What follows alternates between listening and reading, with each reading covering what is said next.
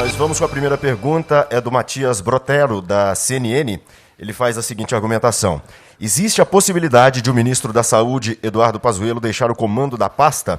Hoje, em entrevista à CNN, a médica Ludmila Rajar disse que Pazuello participou da reunião com o Bolsonaro ontem e que o ministro, inclusive, se colocou à disposição de quem quer que seja a pessoa a assumir a cadeira. Eu acho que está respondido pela própria pergunta. Mas eu, para não ser indelicado e ser acusado de não quis responder, eu vou falar novamente. Senhores, o cargo é do presidente da República. Existe essa possibilidade desde o dia que eu entrei. Eu podia ficar a curto prazo, médio prazo e longo prazo. Estamos a médio prazo. O presidente, sim, está pensando em substituição, está avaliando nomes. Conversei com ele e a Ludmila e, claro que eu estou à disposição de ajudar todos aqueles que vierem aqui. É continuidade, não há rompimento. Continuidade na missão. Os senhores não estão acostumados com isso. Estão acostumados com o político largar a caneta e ir embora. Assim, ó. Nós não somos assim. Nós faremos a transição de forma correta e de continuidade quando nos for determinado.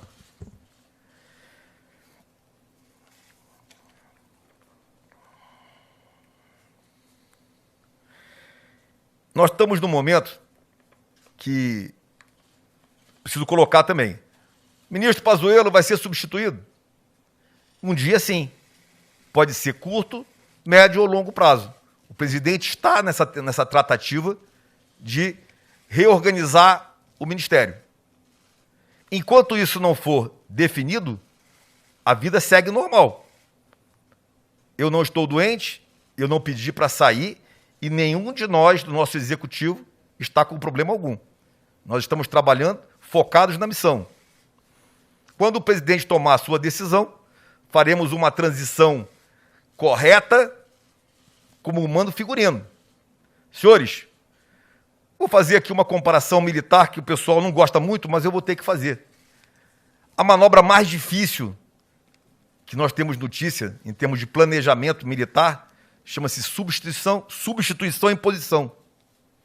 É quando você está com a sua tropa posicionada ou no ataque ou na defesa e você precisa substituir aquela tropa sem perder a impulsão ou sem perder a capacidade de defender. Então, eu posso afiançar a todos os senhores, nós não vamos parar nem um minuto. Não paramos ontem, nem anteontem, nem hoje, nem amanhã. Nem pararemos amanhã. Todos os meus secretários, todos os meus interlocutores e assessores estão focados na missão e vão continuar.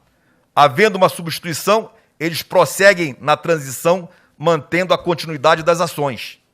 Espero ter sido claro sobre esse assunto. O compromisso que nós temos que ter com a nação. E queria colocar claro nesse momento. Eu reitero que o Ministério da Saúde, ele tem todos os objetivos e interesses em apoiar estados e municípios, no que for necessário para conter a pandemia. É óbvio, mas existem questionamentos sobre o assunto. É obrigação do Ministério apoiar. É interesse do Ministério em apoiar. Nós temos que abrir leitos, habilitar leitos e pagar por eles. Me coloco totalmente à disposição dos governadores e prefeitos para que nós possamos tratar individualmente cada necessidade. Toda a equipe está totalmente disponível o tempo todo. Voltando agora para o foco da nossa coletiva, que é a vacinação. A vacinação no nosso país, pelo PNI, iniciou-se em 18 de janeiro de 2021. Já distribuímos mais de 20 milhões de doses até agora. Somos o 5º país do mundo na distribuição de vacinas. O 5º país do mundo. Atingimos mais de 11,5 milhões de brasileiros, efetivamente, dos grupos prioritários previstos, o que já representa 15% desses grupos. Essa semana, entregaremos 5,6 milhões de doses, todas produzidas no Brasil. A estratégia de produção nacional é a nossa maior vitória. Sem ela, nós não teríamos vacinado praticamente ninguém. Até o final do mês de março, chegaremos a mais de 47 milhões de doses no total, somando o que já distribuímos até agora. O que vai permitir chegar no número de 29 milhões de brasileiros vacinados. Senhores, passo agora a detalhar a situação da contratação e tratativas para as vacinas. Espero que todos tenham condição de observar o que está apresentado ali. Gostaria que, de alguma forma, isso fosse colocado para o público. E eu vou explicar o cronograma, que está atualizado no dia de hoje, e vou bater detalhadamente cada linha do cronograma. Em verde, no cronograma, os senhores observam as vacinas contratadas com seus laboratórios. E aí nós observamos ali, então, a contratação da AstraZeneca Oxford, que veio da Índia, com a parceria da Fiocruz, a contratação da AstraZeneca fabricada no Brasil, na Fiocruz, a contratação da Sinovac chinesa em parceria com o Butantan, a fabricação da Coronavac no Brasil, no Butantan, com a Sinovac, a contratação pelo consórcio COVAX Facility da AstraZeneca da Coreia, que já está previsto aí com 3 milhões de doses, e a COVAX Facility a ser definido pela OMS, também já contratados. A contratação da Bharat Biotech indiana, a contratação da Sputnik russa, do laboratório Gamaleya, a contratação da Pfizer no laboratório BioNTech nos Estados Unidos e a contratação da Janssen, uma farmacêutica belga. Essas vacinas e laboratórios já estão contratados. Então, sim, eu estou informando a população que nós já concluímos a contratação da União Química para a Sputnik, da Pfizer e da Janssen. Todas essas contratações foram finalizadas a partir da lei, que foi sancionada, se eu não me engano, quarta-feira da semana passada. Só para que os senhores compreendam a velocidade administrativa desse trabalho. A partir da lei, que foi sancionada quarta-feira, hoje, segunda-feira, eu estou informando que nós já fizemos essas contratações completas, com tudo o que foi solicitado em termos de cláusulas. Na sequência, nós vimos aqui vacinas em tratativas, que é apenas uma, que ainda está em tratativa, que é da vacina Moderna. Continuamos em tratativas. Outras observações, como Sinopharm, começam a ser discutidas, Sinopharm chinesa, que entrarão também, assim que tiver uma tratativa mais robusta, entrarão em tratativas. Todos os laboratórios que chegam a nós, em termos de prospecção da compra de vacinas, entram em tratativas a partir de um grau de robustez do dado. E quando contratado, passa para a cor verde de cima do cronograma. Esse cronograma está disponível para todos os brasileiros. Bem, senhores, voltando para as vacinas contratadas. Nós vemos ali na cor verde que nós temos as vacinas já recebidas. Lá na esquerda, no alto, vocês observam as vacinas já recebidas. Então, na primeira linha, a vacina importada da Índia pela AstraZeneca Oxford Fiocruz, 2 milhões em janeiro, 2 em fevereiro, já recebidas. Do Butantan, eles tinham importado já 6 milhões, estavam aguardando autorização, foi dada, então 6 milhões de doses em janeiro. E o Butantan, fabricação própria, 2 milhões e 700 em janeiro, 4 milhões e 253 em fevereiro. Totalizando esses números abaixo, 10 milhões e 700 em janeiro, 6 milhões e 253 em fevereiro. Senhores, isso já foi recebido e distribuído em janeiro e fevereiro. E já temos distribuições em março, que levam de 17 para algo aí, 20 e poucos milhões, que eu vou apresentar já. Aliás, está aqui comigo. Deixa eu achar aqui. 20,1, né? Perfeito. Então, até o momento, 20,1 milhões de doses já distribuídas. Obrigado, Elcio. Então, e aí a gente começa a compreender o que tem de previsão a receber. Então, voltando para a primeira linha, da AstraZeneca Oxford, da Índia, nós temos a previsão de receber ainda 8 milhões de doses escalonadas nos meses de abril, maio, junho e julho. Ok?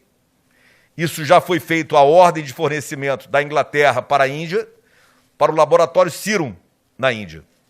E o laboratório Serum está em tratativas com o governo indiano para liberar essas doses. Por isso que pulou março. Essa previsão já era para março. Vocês podem observar que pulou março, adiou para julho. Da fabricação na Fiocruz, da AstraZeneca Oxford, vocês vejam que em janeiro e fevereiro nós temos um hiato nessa fabricação. Até agora, no meio de abril, no meio de março. Esse hiato foi causado pelo atraso do fornecimento do IFA vindo da China. Nós estávamos num cronograma extremamente positivo e perdemos aí de 30 a 40 dias desse cronograma por um atraso da entrega do IFA, que até hoje nós não compreendemos por que atrasou. Deixar claro isso.